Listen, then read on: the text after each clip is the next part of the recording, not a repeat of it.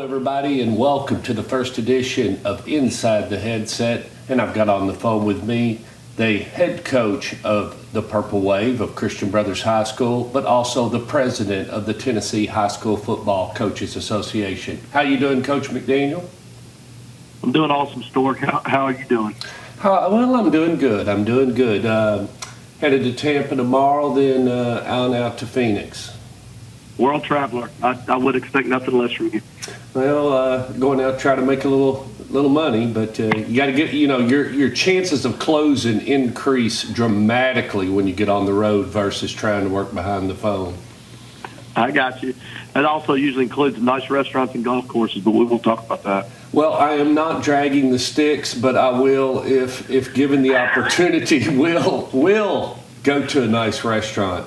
But not here to talk about the Purple Wave. I was thinking you're now the president of the Tennessee High School Football Coaches Association. When did you take this over, Coach?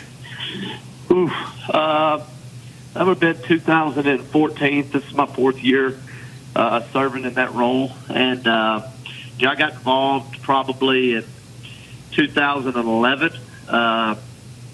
We were at a Vanderbilt coaching clinic, and I guess by that point I'd been a head coach for 3 years, 4 years maybe. And a couple of buddies of mine reached out and said, "Hey, you need to get involved in this association. We got to get more people interested in what we're doing and see the value of having the association." So a lot of the guys that I work with in the association are friends of mine.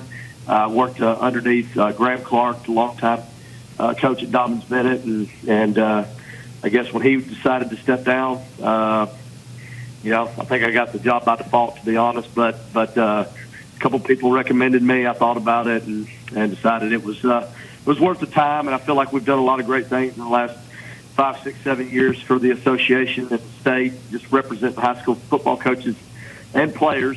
And so, yeah, that's kind of how it went. And I've got a lot of great help, a lot of guys in all parts of the state. But obviously, my ties originally were from Middle Tennessee, and so having that diversity of having Middle Tennessee ties and public school ties, and now being in West Tennessee and being in the private sector, it's actually been a pretty good transition to get that many more people involved. What is the biggest thing you can say that has changed, or that maybe some of the coaches, like what are some of the topics other than one we're getting ready to get into shortly, but what are some of the topics, or what are some of the things you're trying to maybe get across to a certain individual or group, or maybe it's a Tennessee High School Athletic Association? What kind of things have you come up against, Coach? Well, I mean, it's like any association. We're just trying to drive our numbers with participation and showing. TWSFLA is a partner in a lot of ways. We don't look at it. I mean, we hope to be an ally with them. Absolutely. They've been awesome, to be honest. Every time that we've asked them to come in and speak to us, they've done that.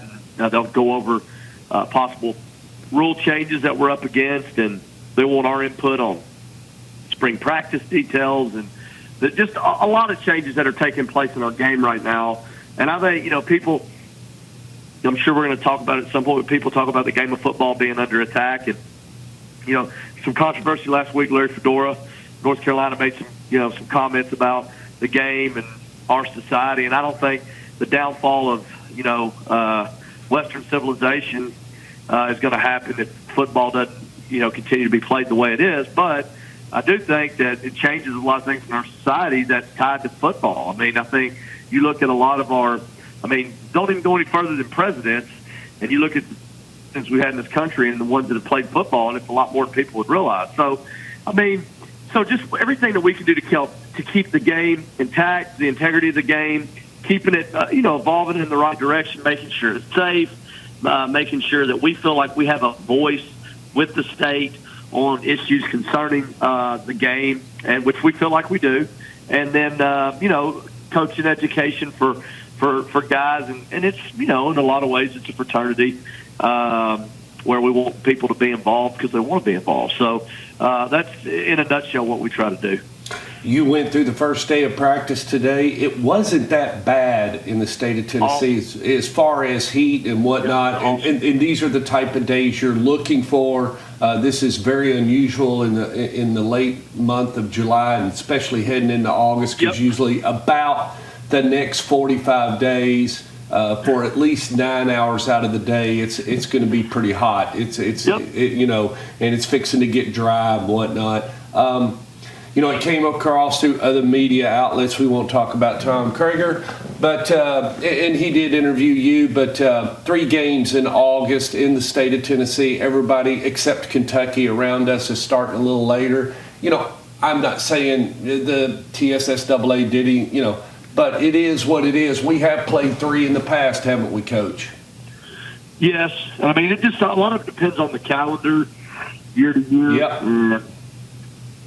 You know, the TSSAA, everybody wants to throw stones at them, but they're, you know, they got a very difficult job when you're trying to work a calendar to tie it into all the different school systems, and then administrators and board of directors and all these sports. I mean, it's not just about football; it's about basketball, baseball. I mean, it's about all of them. And so you've got to get all these sports and championships in a certain window of time, and you know. Nobody wants to lose games as far as playing less than 10 games. Everybody wants to make the money off the gate. And, again, people talk about TSSAA wants the money. And yeah, rightfully, I mean, they do, but so does schools. I mean, you know, you want to be able to play good people so you have a chance to draw good gates so you can operate a stronger program. And so, you know, you couple that with the way of the playoffs and the fact of the reality is now that people outside of the region play are going to try to schedule wins. You can say what you want, but most people, the majority of people try to schedule wins. And when your program is not doing well, I can understand that, you know. And then you have other programs that are going to step out there and challenge themselves. And, but it's hard for your Whitehavens. It's hard for your Knox Catholics. It's hard for your Oaklands of the world to find easy. I mean, it's hard to find people that are willing to play you. And so, you know, I know for us, and I'm not trying to pour mouth. No, Coach. But I think, you know, for us, we've had a good 3-year stretch, but I mean, we're still trying to build in a certain direction. I don't think we're where we need to be yet, and we've played. This will be the 5th team from a different state that we play this year. We're going to have played a team from Ohio, Missouri, Mississippi, Louisiana, and Alabama, and so we can't find games. And I mean, part of that is to the private sector, which is a whole different conversation. But the reality is, Tom talked about moving the date of the that doesn't help the situation. What you're talking about, moving this and moving that. I mean, I think I'm with you.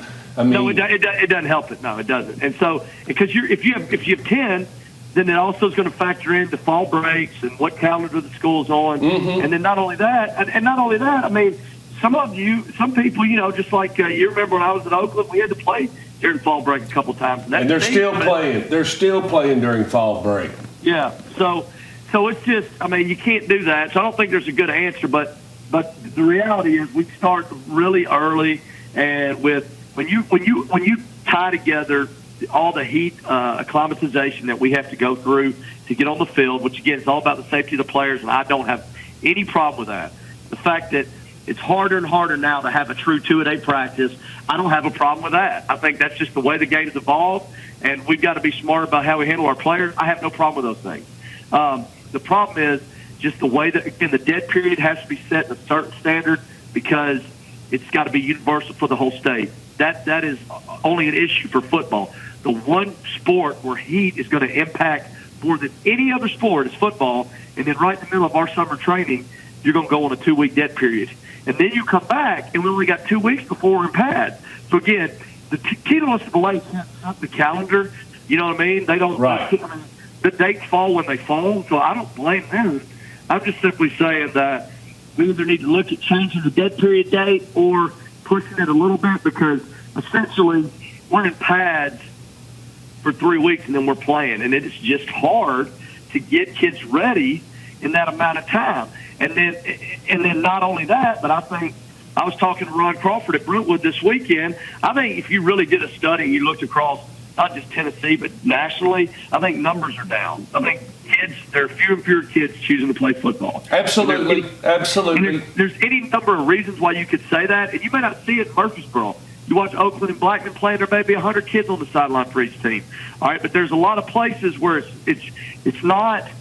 They have more options, and there are safety concerns, and it takes quite a level of commitment, dedication, but also it's really daggum hard. And so all that stuff, when you don't have as many people to practice and all these rules, which they need to be in place, it's kind of a, it's a really difficult task to be able to create good football, good product, and safe product for the kids when they go out and play on Friday night, because we're just limited on our time. Well, do you think maybe still practicing somewhat, maybe at night after 6, but still closing the dead period to like the colleges and no recruiting? Do you think if you had that, Coach, would that be a decent trade-off to say, hey, you guys can still try to work out to get these kids in shape, ready to put pads on, so to speak, or whatever the case may be, but using those 2 weeks of the dead period for other things to get a child prepared or a young man prepared to play the game of football? Is that a solution? I don't know. Maybe. No. I mean, the dead period is good for the soul. Just to get away before we punch our ticket and go through 15 weeks. Right. The kids need it, and coaches need it. I mean, good Lord knows I need it. I mean, that's the only time that I really step away from the office. And so I don't know. I mean, I think, too, there's the NCAA component to it, which you're kind of mentioning, where now, they're only going to do 7-on-7s in camps in June, and we can't do 7-on-7 in June. So if a kid's going to go play receiver at a 7-on-7 camp at Tennessee and he can't go with Siegel High School, then he's got to go basically as an AAU player with just some coach in town that has some kind of. That ain't going to work. That ain't going to work. I mean, you're not going to let. 7-on-7 and all the hype about it. I can tell you this, and I've been to combines before at the Army All-American and everything. It's a totally different game when you put the shoulder pads on and the rest of the pieces and parts. No question. So it's just I don't really know the best answer right now. I do think that TWSA realizes that it's it's pretty challenging for us as coaches and the kids to play 3 games in August. But again, that is the way the calendar is. It sure would be nice if you could play. Look, I love football as much as anybody. I have no problem with the way it's the greatest game ever invented. I love it. I love July. This time of year, to me, there's nothing more fun than these long, strenuous days. But that being said, there is something to be said for if you could have after the dead period and you didn't play until after Labor Day, that you've got the whole month of you got half a month of July and all of August to get acclimated to this heat. It does get to more regulated temperatures, and you're not playing because you can't play. I mean, a lot of times you can't play till 7:30, 8 o'clock at night. You can't play a day game. I mean, so you're stuck. And so, again, I know it pushes everything back. If there was a way for us to maybe, again, another total different argument is everybody. I think a lot of people would like to see the playoffs thinned out. But if you're one of those teams, it's right there on the cut. You don't want to see the playoffs thinned out if you've made it the last 4 years on the lip and that's right. You're not going to play that game and even shrinking the divisions, going back to 5 schools that doesn't solve it. I mean, Alabama's now already up to 8.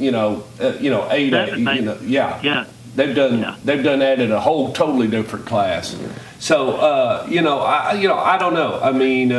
It's a lot on the table. What is? We will talk in 2 weeks, but give us a couple of things. So, what did you do today, as far as and tell us a little bit about what you'll go through the next couple of weeks and in preparation, since we got you already here with the Purple Wave. We'll just. We had a long practice this morning. We're not going to do 2-a-day practices. I don't feel like it's that beneficial at this point. We'll do. Is this the first time you've ever done that, Coach, or have you? I mean, No, I've done it that way. I've done it that way for a couple of years here. Okay. And we lift and stuff, and we condition, but we practice, and I feel like we still need to be in the weight room. So we're going to take some time away from the field to make sure we get our weights, and we got 3 scrimmages: Ridgeway, Cordova, and Lake Cormorant. Ridgeway, you'll see some speed there, brother. Yeah, we'll see a lot of speed, and we lost some really good players, but we've got a lot of good players coming back. We've got some good seniors, and we're very excited about the direction of our team. And but in the midst of all this conversation of safety, I think most coaches have been genuinely, approachable about seeing different ways to practice and what is the most strategic answers for protecting kids. And the days of when I first got into coaching with Coach Rankin, we would have a scrimmage, and we'd have a 3-way, 4-way scrimmage with Bradley and White's Creek, and it'd be 8 o'clock, and it would be a slobber knocker for 3 hours. Right. And that stuff was awesome, but you can't do that anymore. No. And so, and I don't think you have to do that. We've just got to find ways to be efficient in the way we practice and be protective of the kids. You don't have to beat the crap out of them every day. As you know, talking to coaches, everybody's got their formula. The way that Coach A and Coach B do it may be totally different, but if you're winning and you're successful, and I think ultimately if you're helping kids, then there's no real right or wrong way. And so we do what we do, and we're just going to keep trying to get better every day and have a lot of fun. Well, and a lot of people don't realize what you're trying to do is just get enough reps in for your 1s and 2s to get out there and see what you got after the first game, because you're hoping your biggest improvement is from week 1 to week 2. Am I not correct? Yeah, it takes – week 1s are usually pretty ugly, especially when you don't have a lot of – and when I say that, it goes all the way down to your coaching. It's, there is always rust to be knocked off. And so what we try to do – for the couple of years I've been here is we try to make sure we're in better shape than our opponent. Not to say that we are, but we're trying to be, and hopefully that we wear you out with numbers and depth. And because when you're playing an August 17th kickoff in Grenada, Mississippi, it's going to be hot. That's one thing I know. It's going to be very humid. So it's just when you get a 48-minute game and you've not been in that type of environment, it's just a lot for your body to handle for the first time or two. And the cramping and the fatigue and stuff can wear you out mentally just as well as it can physically. That'll be a nice 1-hour drive straight into Grenada. I know where Grenada is. Oh yeah, yep.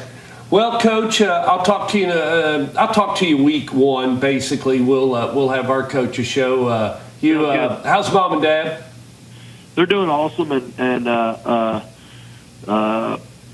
my kids are doing great. I see that in and out of the pool. Good for them. And that's just great. That's great. Yeah, we're loving life, man. I'm blessed. So I appreciate you asking. All righty. We'll talk to you soon, Coach. Sounds good. Thanks, Stuart. See you. Bye.